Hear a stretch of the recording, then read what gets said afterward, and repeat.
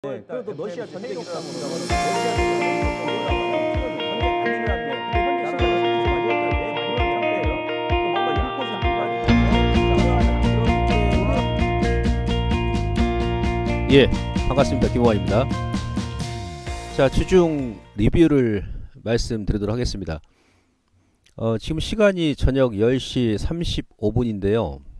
지금 유럽 시장이 뭐 독일의 닥스, 뭐 프랑스 깐느, 그다음에 영국의 FTS 다 급락 중입니다. 지금 한 3% 가까이 오전장부터 지금 하락 출발하고 있고, 더불어서 지금 미국의 뭐 다우하고 나스닥 선물지수도 어제 반등을 뒤로 한 채 다시 또 지금 큰 폭으로 지금 하락 중인데 현재 시간대에 바로 이제 이 기업 때문에 그렇습니다. 그 뭐 주 초반까지는 미국의 SVB 때문에 시장이 한 차례 홍역을 겪었고, 크레딧 스위스 때문에 그러죠. 지금 현재 여러분들 그 크레딧 스위스 이 기업의 그 월봉 차트를 지금 보고 계시는데, 이 기업의 주가가 지금 급락 중입니다. 거기다가 이제 뭐 신용 스와프는 또 이제 반대로 급등이 나오고 있고, 유럽 시장 출발 전에 이 크레딧 스위스의 대지주가 사우디 국립은행이거든요. 근데 그 사우디 국립은행 측에서 규제상의 문제 때문에 자금 지원을 하지 않을 것이다 이렇게 얘기를 했고, 그 사우디 국립은행 측은 재정적으로 문제가 지금 없기 때문에 이 크레딧 스위스가 자금 지원이 필요 없을 것이다 이렇게 지금 얘기했거든요. 그러다 보니까 지금 전반적으로 유럽 같은 경우도 은행 업종 자체가 오전 장 출발과 함께 금융주가 약세를 보이면서 전체 지수가 지금 밀리고 있다 이렇게 생각하시면 될 것 같고, 미국에 이어서 이제 유럽 같은 경우도 그 다음에 금융권에 지금 발작이 벌어지고 있지 않습니까? 혼란스럽게 지금 급등락이 번복되고 있는데, 그럼에도 불구하고 ECB, 그러니까 유럽 중앙은행에서 여전히 금리를 당분간 더 올릴 것이다. 이렇게 지금 로이터 통신에서 일단 보도가 나오면서 유럽 시장의 약세를 지금 끌어내리고 있는 것 같습니다. 제가 지금 드릴 말씀은, 지금 여러분들 이 크레딧 스위스 차트를 보시면요, 원래 그 1월 달에도 아마 이 기업이 뭐 파산한다 그런 얘기가 루머가 나돌았었죠. 올 1월 달에도. 작년이 아니고요. 이 2008년도입니다. 2008년도 금융위기 전에 이 기업의 지금 월봉 차트를 보시면 2008년도부터 지금 계속 고점을 찍고 나서 지금까지 계속 저점을 깨면서 그동안 계속 이렇게 밀었죠. 이런 식으로. 그러면서 최근에 이제 또 자금 악화설 얘기 나오면서 급락이 나옵니다. 차트를 보면은 거의 뭐 테마주가 등이 나왔다가 개별 테마주가 테마가 끝나고 나서 이제 다시 원위치 하는 뭐 그런 식의 그 차트로 지금 보이지 않습니까?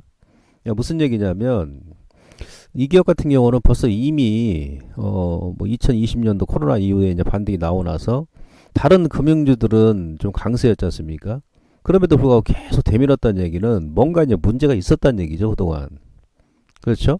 안 그러면 이런 차트가 이제 만들어질 수가 없습니다. 제가 지난 시간에도 이제 그런 말 드렸습니다만은, 지금 SVB도 마찬가지예요. 통상적으로 그 연준에서 금리를 급격하게 작년부터 인상을 하고 나서부터 그러면서 이제 비트코인도 급락이 나왔고, 그 다음에 주식시장도 글로벌 주식시장도 급락이 나왔지 않습니까? 1년 넘게. 또 관련된 뭐 기업들 주가도 마찬가지고, 하다못해 뭐 하이닉스, 삼성전자 같은 경우도 지금 1년 넘게 하락 중이지 않습니까?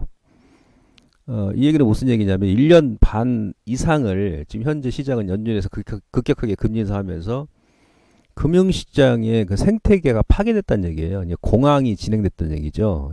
미리 이제 1년 반 전부터 이미 생태계는 악화돼 왔었다는 얘기입니다. 그러니까 어떤 위기라는 것은 돌발적으로 갑자기 찾아오는 게 위기입니다. 근데 뭐 1년 반 동안, 아니면 이 기업 같은 경우는 벌써 2008년도부터 계속 되밀었기 때문에 어느 정도 시장에서 그동안 좀 예견을 했을 수 있다는 얘기입니다. 그래서 후행적으로 지금 이런 문제가 이제 드러나는 거죠. 금리 인상이 이제 저 피크점이 오면서 견디다 못해가지고 이번에 SVB SVB 같은 경우도 파산 신청하고 나니까 거기서 이제 지금 이제 오히려 이제 금리 인상 종료 시기가 앞당겨지고 금리 인하 얘기까지 나오지 않습니까? 예, 그러면서 이제 봉합이 되는 거예요. 그죠?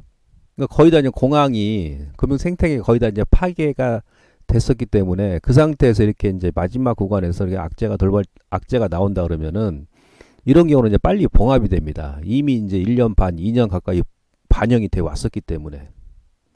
그 나중에 진짜 뭐 글로벌 전 세계 금융 시스템에 이제 문제가 생긴다 그러면 그런 내년 이후에 이제 골마서 터지겠죠.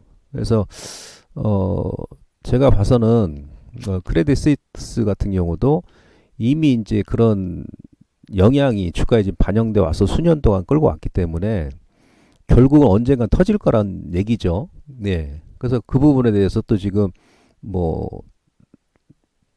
주식 투자자들이 지금 모르면서 지금까지 매매한 건 아니니까 뭐 SVB 같은 경우는 돌발적으로 터졌습니다만은 제가 지난 시간에도 차트 보여드렸습니다만은 미국의 이제 국채 가격하고 거의 동일하게 1년 반 동안 계속 빠져왔었거든요.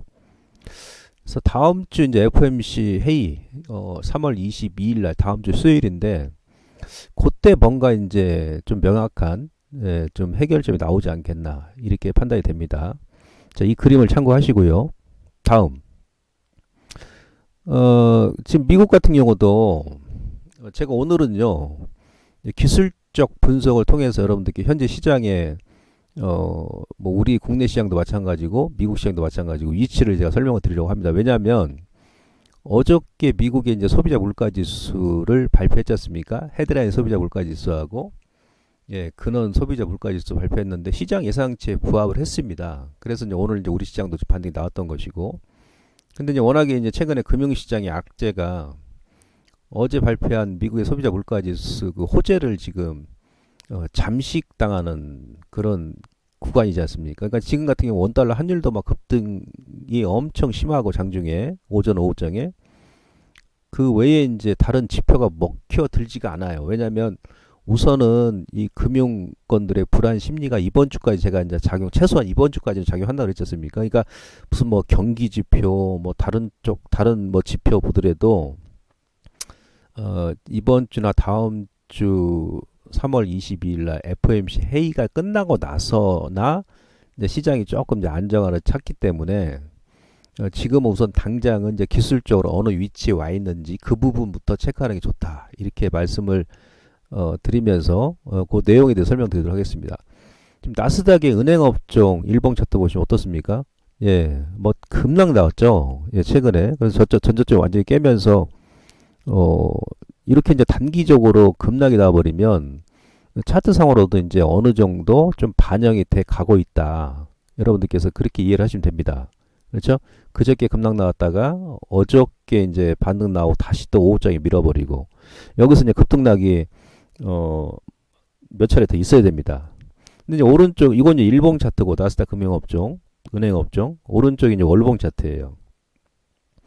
예, 월봉 보시면은 지금 여기가 9년도죠. 금융위기 때 저점입니다. 여기가. 예, 여기서 저점 주고 그동안 계속 오르다가 코로나 때 다시 한번 되밀렸는데 이 추세 지지 하단 맥점에서 다시 터닝이 나왔습니다. 그러나서 여기 또 저항에서 또 다시 얻어맞고 이번에 이제 월봉 탁 밀었을 때가 여기가 지금 최종적인 지지 맥점이죠. 여기서 살짝 아래 꼬리 단 겁니다. 그러니까 그래서 여기서 이제 그저께 아래 꼬리 쉬고 어저께 반등 나오고 또 뭐 민 거죠.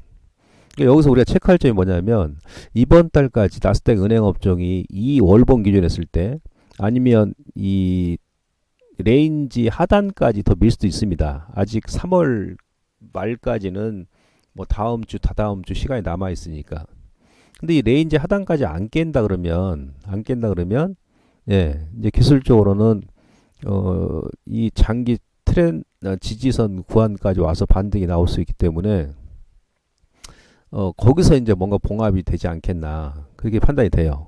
그래서 우선은 지금 나스닥의 은행업종 같은 경우도 조금 아래쪽으로는 뭐 자리가 남아 있습니다만은 월봉 봐서는 어느 정도 좀 반영이 된 게 아닌가 이렇게 볼 수 있겠고 이 라인을 완전히 이탈해버리면 그때는 문제가 있을 수 있습니다.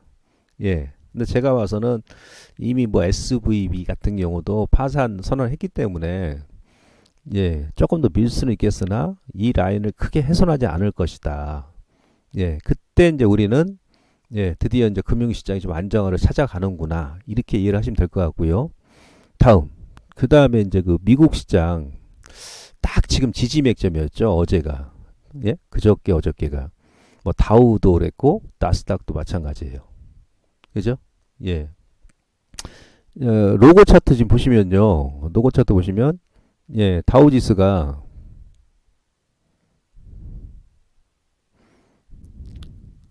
잠시만요. 예, 다우지수가 딱 이 하단 예? 예, 요 구간에서 여기서 이제 이틀 연속 아래 꼬리 치고 어저께 좀 이제 터닝이 나왔던 겁니다. 그렇죠? 요 라인에서 예. 근데 나스닥 같은 경우도 뭐 같은 개념이에요.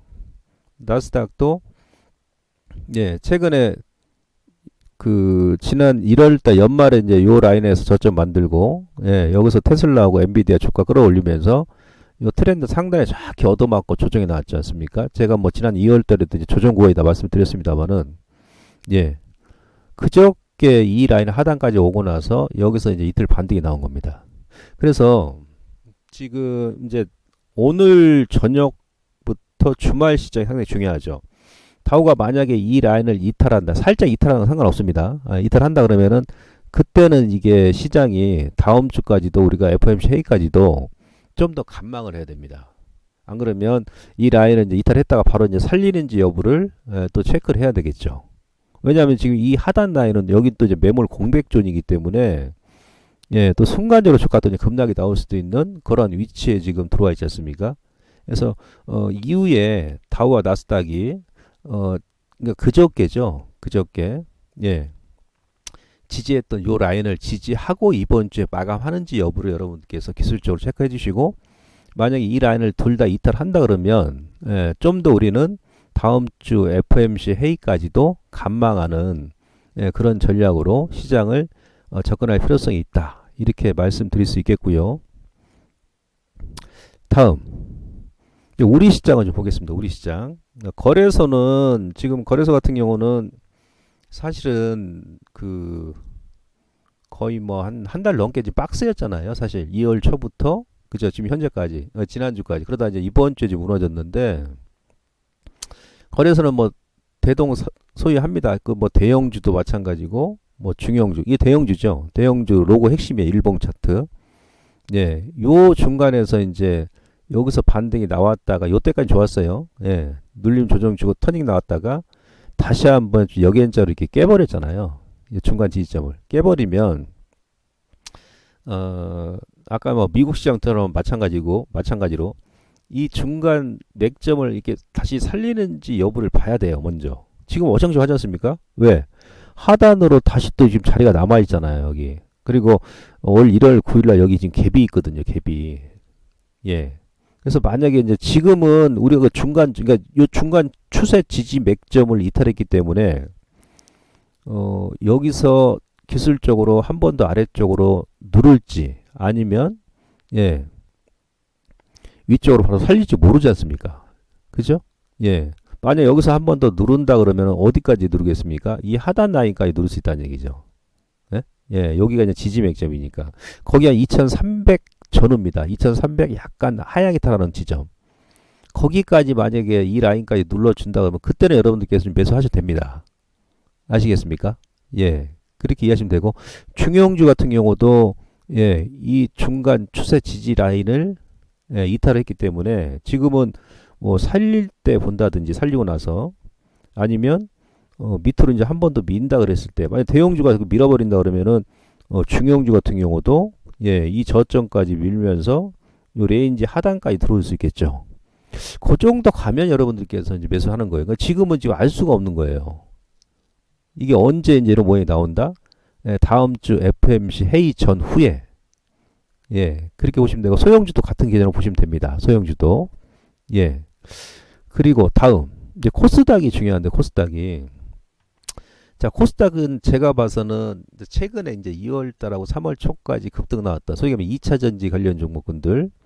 그다음에 뭐 AI 관련 종목군들, 예, 이런 종목군들 빼고는 지난 2월 달과 뭐 3월 초 급등이 안 나왔던 종목군들은 가격적으로는 제가 봐서는 추가적으로 더 깊게 뺄 자리는 없어요. 왜? 그들 종목군들은 지금 ADR 지표상으로 봤을 때는 등락 비율로 봤을 때는 이미 작년 9월, 10월 달 저점까지 왔기 때문에 예. 그래서 이제 기업에 문제가 없고 뭐 2월 달하고 3월 뭐 이번 달까지 급등이 안 나왔던 종목군들은 여러분들께서 예.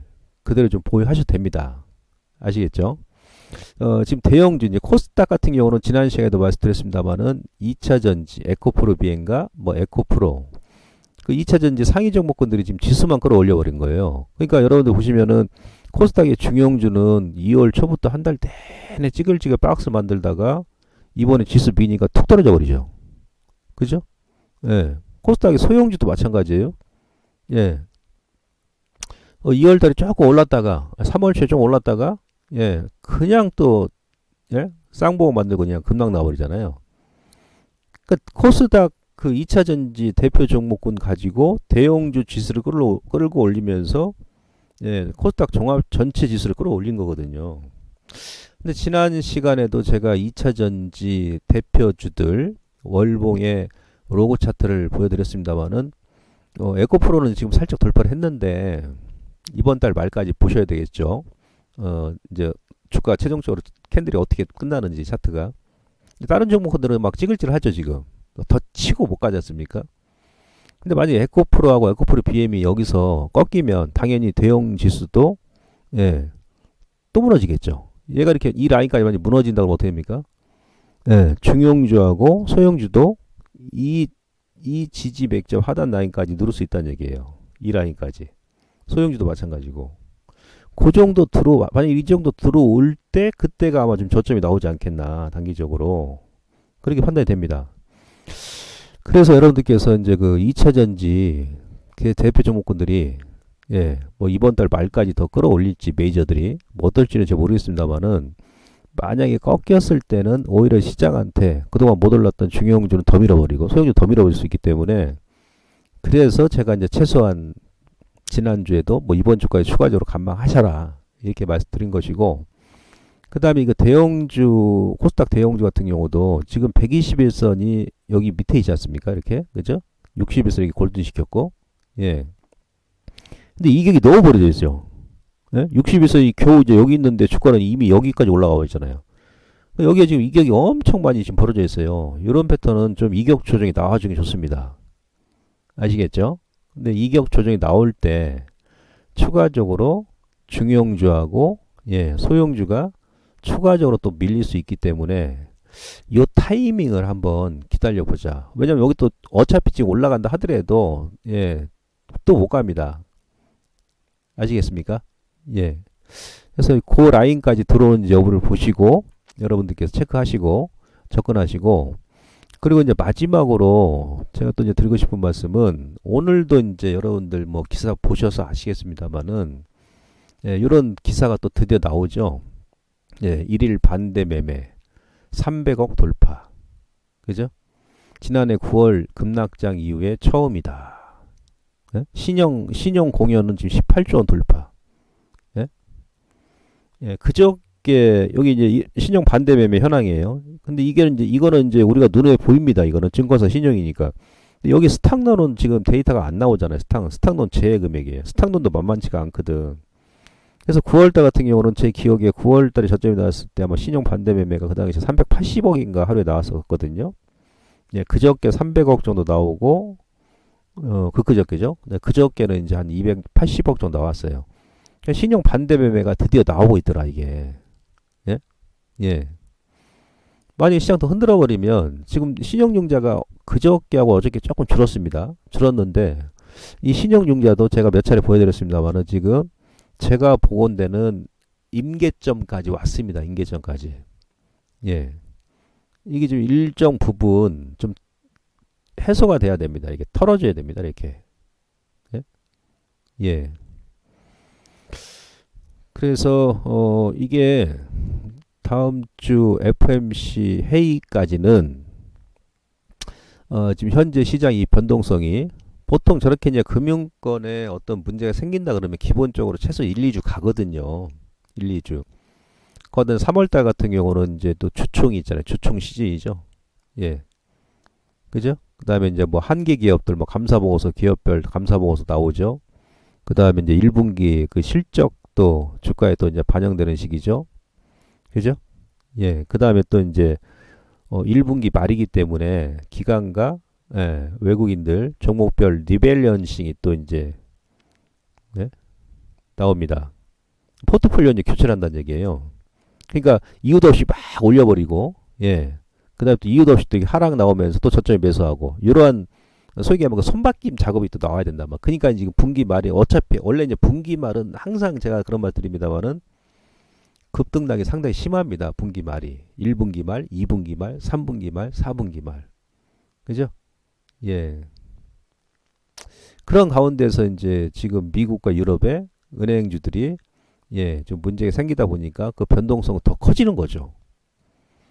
예, 그래서 다시 한번 제가 말씀드립니다만은 주식 하시면서 조금 우리가 이제 한 걸음 물러설 때는 좀 물러설 줄 알아야 되고 여기 시장이 끝난 게 아닙니다. 제가 봐서는 아마 이번에 이제 아까 제가 말씀드렸던 그 기술적 맥점까지 들어온다 그러면 오히려 이제 3월 달에 거기 저점이 나오면서 다시 치고 올라갈 수는 없습니다. 근데 우리 개인이기 때문에 우선은 워낙에 시장이 지금 급등락이 심하니까 예, 조금 다음 주 최소 이번 주 말 아니면 다음 주 FOMC 회의까지는 좀 더 우리가 종목별 비중 및 타이밍 조절을 하면서 조금 시장을 좀 관망하자.